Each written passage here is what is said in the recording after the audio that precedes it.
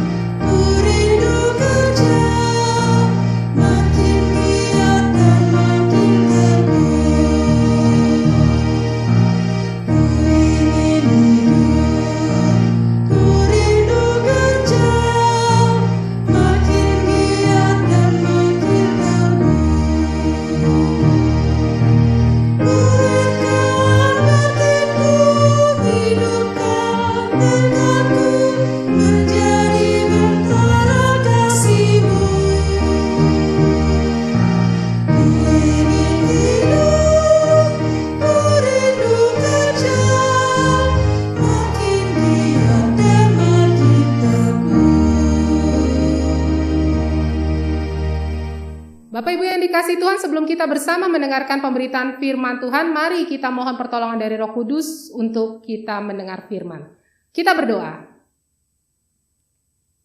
Tuhan, kami bersyukur untuk setiap kasih Tuhan di dalam kehidupan kami sampai dengan saat ini.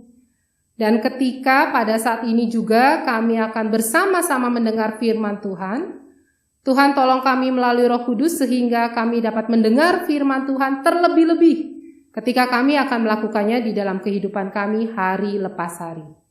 Tuhan juga mampukan hamba-Mu yang penuh dengan kelemahan ini, sehingga setiap apa yang sudah dipersiapkan hamba-Mu ini hanya berasal dari-Mu saja.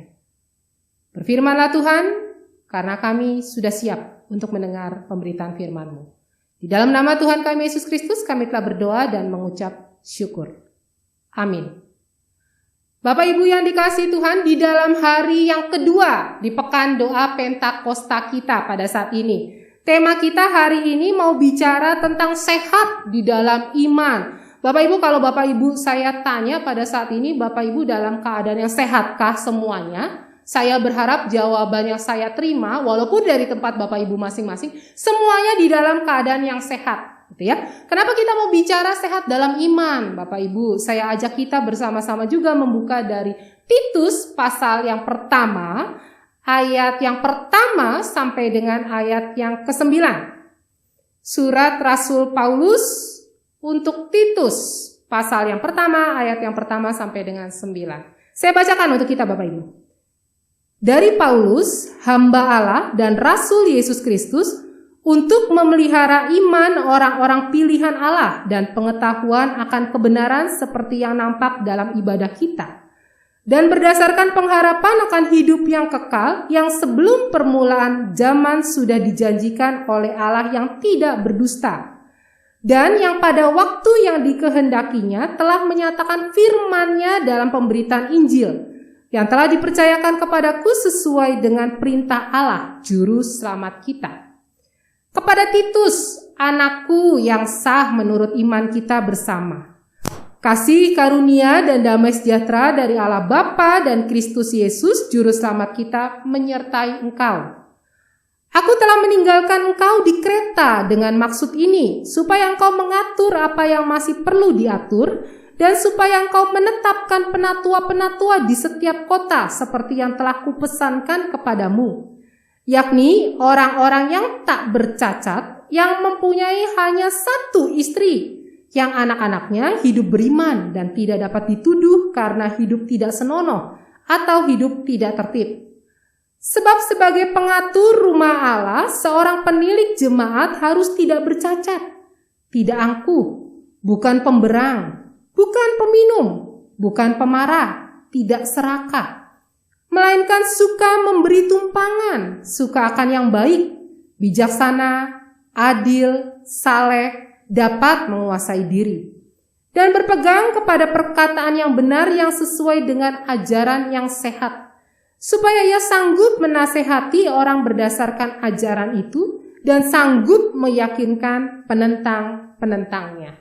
Bapak Ibu, sejauh itulah pembacaan firman Tuhan. Berbahagialah kita yang mendengar, terlebih ketika kita lakukan dalam hidup kita hari lepas hari. Bapak Ibu yang dikasihi Tuhan, seperti tadi yang saya tanyakan kepada Bapak Ibu, ketika Bapak Ibu pada hari ini merasakan sehat, puji Tuhan, ya. Nah, kenapa Bapak Ibu saya tanyakan? Karena sehat ini kita mau bicara bukan hanya fisik kita, ya. Pada saat ini Bapak Ibu secara khusus setahun yang lalu nih, di masa pandemi kita selalu jadi nomor 1 kesehatan, ya. Pulang dari bepergian langsung mandi keramas, dikit-dikit cuci tangan, dikit-dikit pakai hand sanitizer, kemana-mana juga kita lebih mengurangi mobilitas kita. Kita menjaga selalu kebersihan dan kesehatan fisik kita. Tetapi masalahnya Bapak Ibu, apakah kita juga menjaga iman kita di dalam? Ya, jadi kalau secara penampilan luar oke, kita sehat, tapi dalamnya nih gimana? Sehat juga apa enggak? Nah, Bapak Ibu, di dalam bacaan kita ini merupakan surat Rasul Paulus buat anaknya, yaitu Titus, gitu ya. Di sana dikatakan di ayat keempat, kepada Titus anakku yang sah menurut iman kita bersama-sama.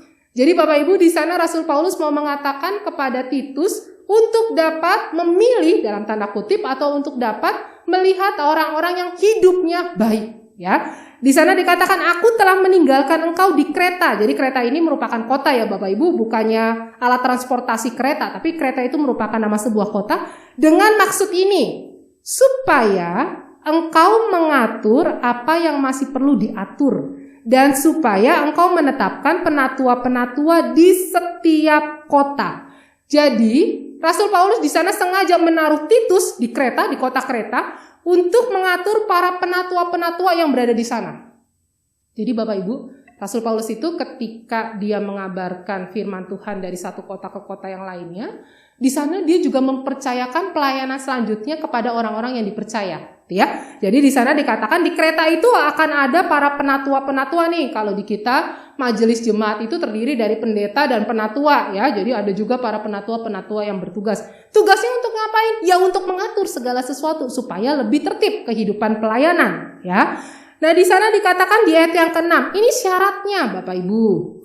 Yakni orang-orang yang tak bercacat. Maksudnya tak bercacat itu dia mempunyai hanya satu istri, karena pada waktu itu Bapak Ibu selalu yang nomor 1 atau yang utama adalah pria gitu ya, atau laki-laki. Jadi selalu yang dikatakan para penatua itu ya pasti laki-laki. Jadi hanya punya satu istri nih. Anak-anaknya hidup beriman dan tidak dapat dituduh karena hidup tidak senonoh atau hidup tidak tertib. Jadi kalau bahasanya Bapak Ibu secara kesimpulan gitu ya, secara lebih sederhana, ayat ke-6 itu mau mengatakan orang ini yang dipilih menjadi penatua nanti adalah orang yang harus hidup secara moral. Hidupnya baik, hidupnya berkenan, hidupnya bisa jadi panutan, hidupnya bisa jadi teladan. Gitu ya. Lalu dikatakan di ayat yang ke-7 sampai dengan ayat yang ke-8. Sebab sebagai pengatur rumah Allah, karena dia tugasnya di bait Allah, karena dia tugasnya untuk mengatur jemaat.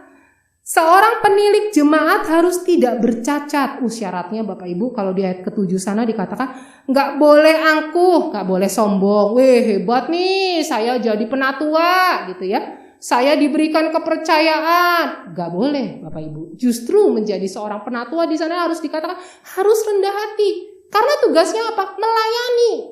Yang kalau tugasnya melayani itu berarti apa Bapak Ibu? Pelayan, gitu ya. Justru ini yang harus menjadi bagian. Di sana penatua itu tidak boleh angkuh, bukan pemberang, bukannya marah-marah. Gitu ya. Ada satu hal yang gak berkehendak, maksudnya tidak sesuai dengan keinginannya. Gimana sih ini kerjanya nih? Pelayanannya gimana sih? Akhirnya jadi tidak menghidupi pelayanan itu menjadi berkat. Justru di sana harus memiliki kasih bersama-sama. Ya, lalu di sana juga dikatakan bukan peminum, bukan pemarah, tidak serakah. Ayat yang ke-8, Bapak Ibu, kalau saya lihat ini bertolak belakang banget. Ayat yang ke-7 benar-benar nggak boleh begini, nggak boleh begitu, nggak boleh yang pokoknya hal-hal yang negatif gitu ya. Di ayat ke-8 justru dikatakan dia harus suka memberi tumpangan, suka akan yang baik, bijaksana, adil, saleh, bisa menguasai dirinya sendiri. Jadi benar-benar seorang penatua yang diharapkan di sana adalah orang yang benar-benar bisa menguasai dirinya sendiri. Ketika mau bertutur kata, ketika mau berbuat sesuatu, udah dipikirkan. Ya. Apakah ini akan jadi berkat atau jangan-jangan ini justru jadi batu sandungan? Seorang penatua di sana dikatakan Titus ini gitu ya di kota Kreta, dia harus menyiapkan para penatua yang memang harus punya syarat-syarat yang mencukupi hal-hal tersebut. Bapak Ibu yang dikasihi Tuhan, GKI itu ketika memilih penatua juga ada syaratnya ya. Jadi kita tuh punya buku Bapak Ibu, buku warna biru yang cukup tebal, itu tata gereja dan tata laksana. Di sana juga diatur syarat-syarat seorang penatua. Banyak Bapak Ibu gitu ya, kurang lebih mungkin sama nih kalau saya katakan sama seperti yang dikatakan di dalam surat Rasul Paulus buat Titus ini. Harus begini, harus begitu, harus jadi teladan, harus yang seperti ini.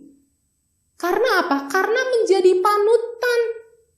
Bukan artinya ketika menjadi seorang penatua artinya aku hidupnya lebih baik dari orang lain, oleh sebab itulah aku boleh sombong. Bukan. Oleh sebab itulah di sana dikatakan di ayat yang ke-9, dan berpegang pada perkataan yang benar, yang sesuai dengan ajaran yang sehat, supaya dia sanggup menasehati orang berdasarkan ajaran itu dan sanggup meyakinkan penentang-penentangnya. Jadi Bapak Ibu kalau mau saya katakan gitu ya, ayat ke-9 ini perkataan dan perbuatannya itu harus klop, harus sama. Perkataannya harus bisa jadi berkat buat orang lain. Jangan nanti ketika ada orang lain yang mau tanya, aduh Bapak, Ibu penatua, saya lagi punya masalah. Ya udah Pak, semua orang hidup itu juga punya masalah, punya pergumulan, saya juga lagi bergumul gitu ya. Bapak Ibu berdoa aja deh. Apakah itu Bapak Ibu? Seorang penatua diharapkan dapat menolong, melakukan sebuah kebaikan. Tadi udah ada syaratnya dengan jelas. Jadi kalau mau dikatakan di sana yang namanya seorang penatua adalah pelayan yang bisa melayani. Seorang penatua harus memiliki sehat. Sehatnya apa? Sehat di dalam imannya.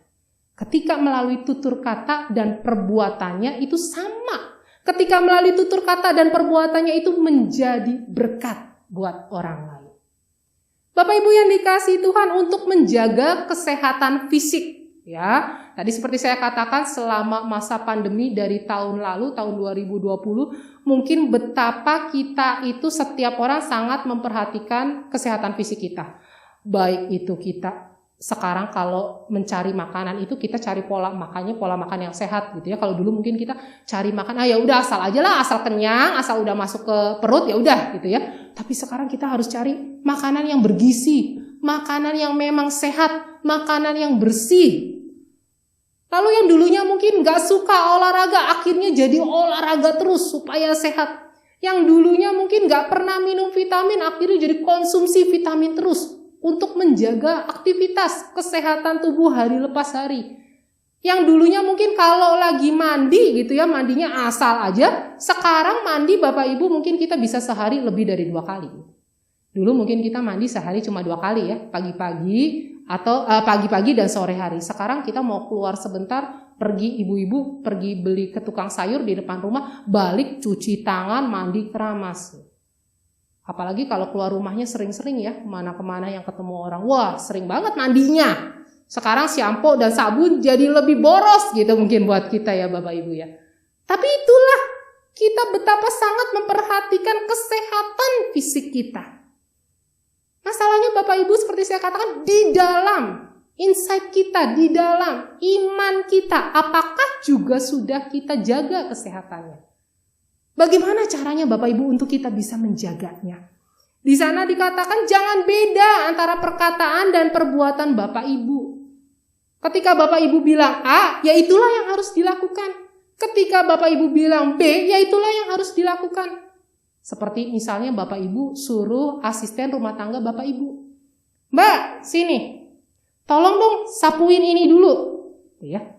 Lalu ketika si Mbak udah jauh-jauh ngambil sapu, baru mau sapu. Mbak, itu gimana sih tanaman di rumah kok? Di halaman semua pada layu.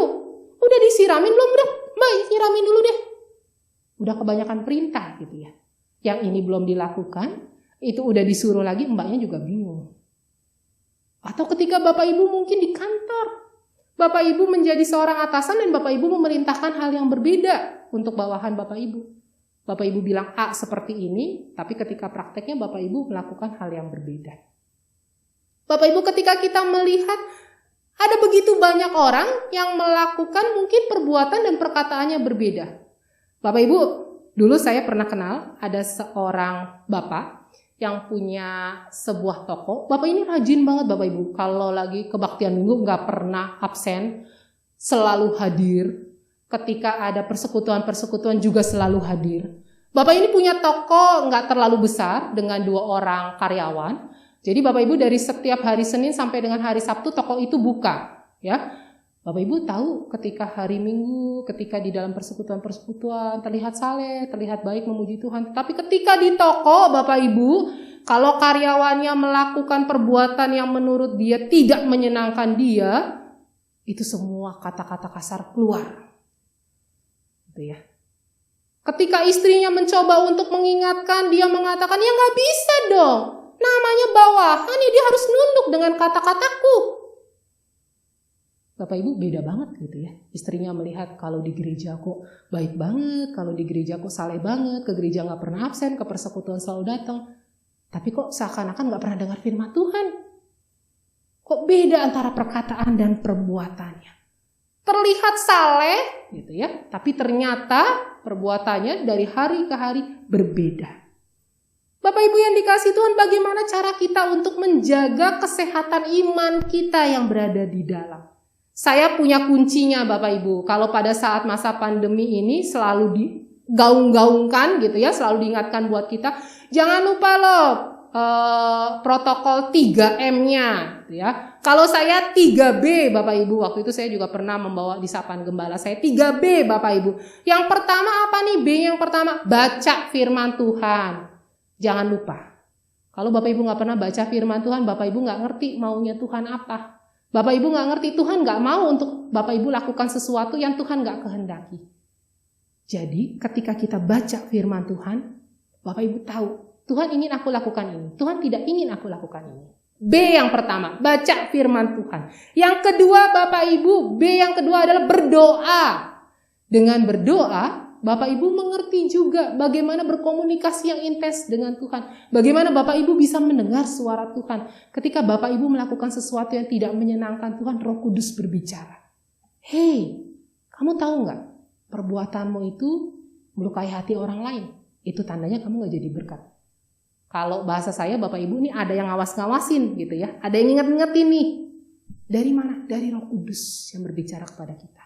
Ketika kita memiliki hubungan yang intens dengan Tuhan, Tuhan yang menolong kita. Yang ketiga, B yang terakhir Bapak Ibu adalah berbuat baik. Tadi syarat-syarat penatua di Titus juga ada gitu ya, melakukan kebaikan. Berbuat baik. Berbuat baik bukan hanya melalui perkataan saja, tetapi juga perbuatan yang memang harus dilakukan. Saya ajak Bapak Ibu untuk membuka satu bagian dari firman Tuhan dari 1 Korintus pasal 15. 1 Korintus pasal 15 ayat yang ke-33. 1 Korintus pasal 15 ayat ke-33. Saya bacakan. Janganlah kamu sesat. Pergaulan yang buruk merusakkan kebiasaan yang baik. Jadi Bapak Ibu di sini mau dikatakan ketika Bapak Ibu sudah terbiasa dengan pola hidup yang baik, bersekutu dengan orang-orang yang baik, berteman dengan sahabat-sahabat yang baik, hati-hati nih, gitu ya. Jangan sampai kita salah memilih teman. Jangan sampai pergaulan kita menjadi salah. Sehingga pergaulan yang biasanya sudah baik, akhirnya menjadi buruk. Kita sudah biasa melakukan sebuah kebaikan. Tapi karena kita terpengaruh orang lain, udah gak apa-apa korupsi aja, udah gak apa-apa bohong aja, udah gak apa-apa melakukan dosa aja, kecil kok dosanya, korupsinya kecil kok. Akhirnya jadi ke bawah. Hari ini Bapak Ibu ketika kita mau bersama-sama di dalam hari yang kedua Pekan Doa Pentakosta ini, saya mau mengajak kita bersama-sama untuk selalu mengingat 3B supaya iman kita selalu sehat, ya. B yang pertama adalah kita selalu setia untuk membaca firman Tuhan dengan pertolongan Roh Kudus. B yang kedua adalah kita mau terus berdoa supaya kita terus memiliki hubungan yang baik dengan Tuhan. Dan B yang terakhir, B yang ketiga adalah kita terus melakukan perbuatan yang baik. Sehingga setiap tutur kata dan perbuatan kita terus dapat memuliakan nama Tuhan. Tuhanlah yang menolong, Tuhanlah yang memampukan Bapak Ibu untuk selalu memelihara kesehatan di dalam iman Bapak Ibu. Tuhan memberkati. Bapak Ibu yang dikasihi Tuhan, untuk merespon firman Tuhan kita pada hari ini kita akan menyanyikan dari PKJ 140.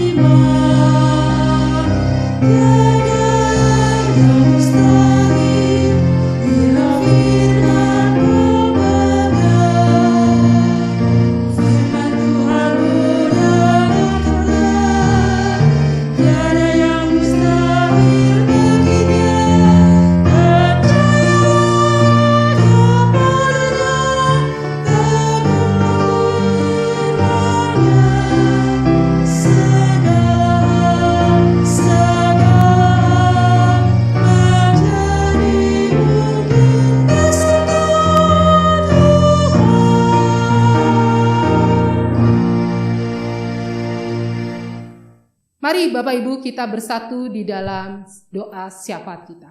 Kita berdoa. Tuhan, kami bersyukur untuk hari yang kedua Pekan Doa Pentakosta. Ketika kami bersama-sama di dalam ibadah dari tempat kami masing-masing, untuk setiap kesehatan, untuk setiap karunia Tuhan, untuk setiap berkat Tuhan di dalam hidup kami.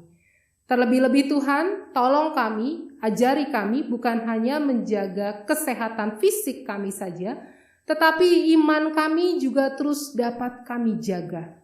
Melalui kami intens berdoa dengan Tuhan. Melalui pembacaan firman Tuhan yang kami lakukan hari lepas hari. Dan melalui setiap perkataan dan perbuatan baik kami kepada begitu banyak orang. Pada saat ini Tuhan, kami mau bersatu hati berdoa untuk setiap pergumulan bangsa dan negara kami. Tuhan yang lebih mengerti apa yang menjadi pergumulan bangsa dan negara kami, biarlah Tuhan juga yang akan membantu untuk menyelesaikan, membantu setiap para pemimpin bangsa dan negara kami dengan memberikan hikmat bijaksana. Sehingga setiap apa yang boleh dilakukan adalah tujuannya untuk kepentingan masyarakat dan bangsa Indonesia. Kami juga berdoa untuk para majelis jemaat GKI Wahid Hasim, untuk para pengurus dari komisi dan kelompok kerja sampai dengan karyawan GKI Wahid Hasim. Tuhan berkati kehidupannya masing-masing. Sehingga di dalam pelayanan pekerjaan mereka juga selalu dapat jadi berkat. Untuk setiap anggota jemaat dan simpatisan yang pada saat ini masih terus bergumul di dalam kehidupan pergumulan pribadi mereka masing-masing. Baik di dalam pergumulan akan sakit, penyakit, ataupun di dalam masa pemulihan. Baik ketika mereka bergumul di dalam pergumulan ekonomi, baik di dalam pergumulan akan pekerjaan maupun pendidikan, baik di dalam pergumulan akan iman, baik di dalam pergumulan akan pencarian pasangan hidup, penantian akan hadirnya putra-putri di dalam keluarga mereka, ataupun pergumulan yang lain. Tuhan berikan jawaban, Tuhan berikan solusi di dalam setiap pergumulan anak-anak-Mu, sehingga di dalam setiap menanti jawaban Tuhan, ajar anak-anak-Mu untuk terus dapat bersabar. Tuhan yang lebih mengerti apa yang kami butuhkan di dalam kehidupan kami hari lepas hari. Dan Tuhan juga mampukan kami selalu dapat jadi berkat melalui setiap tutur kata dan perbuatan kami. Ketika sebentar juga Tuhan kami akan mengakhiri ibadah kami pada saat ini di dalam hari yang kedua doa pekan Pentakosta. Kami percaya Tuhan juga yang akan kumpulkan kami kembali di dalam ibadah kami esok hari. Terima kasih Tuhan Yesus karena Engkau begitu baik di dalam kehidupan kami. Di dalam nama Tuhan kami Yesus Kristus kami telah berdoa dan mengucap syukur. Amin. Bapak Ibu yang dikasihi Tuhan, kita akan kembali bertemu di dalam ibadah pekan doa Pentakosta esok hari. Dan kita akan mengakhiri ibadah doa pekan Pentakosta kita pada malam hari ini dengan menerima berkat Tuhan. Kiranya kasih karunia dari Tuhan Yesus Kristus, kasih Allah dan persekutuan dengan Roh Kudus menyertai kehidupan Bapak Ibu dari sekarang sampai dengan selama-lamanya. Amin.